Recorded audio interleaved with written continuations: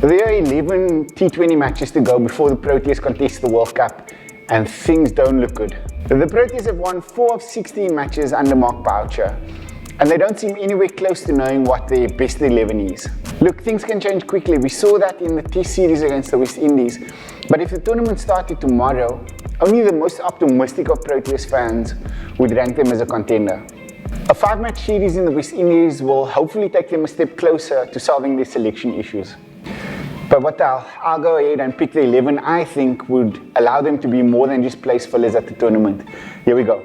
I'm opening with Aiden Markram. He scored 3 half centuries in 6 innings. Add to this a mind-blowing strike rate of 172, and he's an easy pick for me. I'm opening with Temba Bavuma. The captain has started his T20 career well. He averages nearly 36 across 8 innings at a strike rate of 130. I think criticism of him in this format is unwarranted. He could turn out to be a really valuable player at the top of the innings for the Proteas. Faf du Plessis bats at 3 in my team. This is the most unlikely selection, given that CSA is intent on ignoring him, despite him being a match winner. Du Plessis has a solid T20 record, and he's excelled in the IPL for 2 consecutive seasons.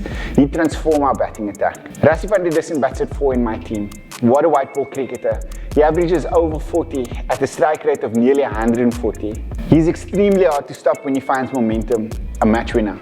At 5, I've got QUINTON. He seems to have found his batting groove again, and I hope that carries over into the T20 format. He should be averaging more than 31, but you can't leave a player with his X-factor out. David Miller is playing some of the best cricket of his career.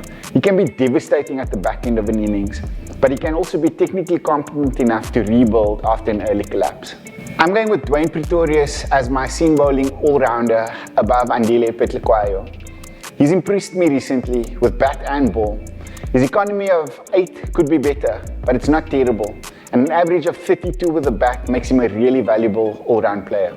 George Linde comes in at 8 for me. Spin bowling is going to be incredibly important in India, and in Linde we've got a gem. Linde is early in his career, but he's got a mind-blowing economy of 7 after 7 matches. His batting competency completes the package. KAGISO RABADA, easy pick for me. Match-defining qualities with the ball and more than useful with the bat. Slightly controversial pick here, but I'm going with Anrich Nokia.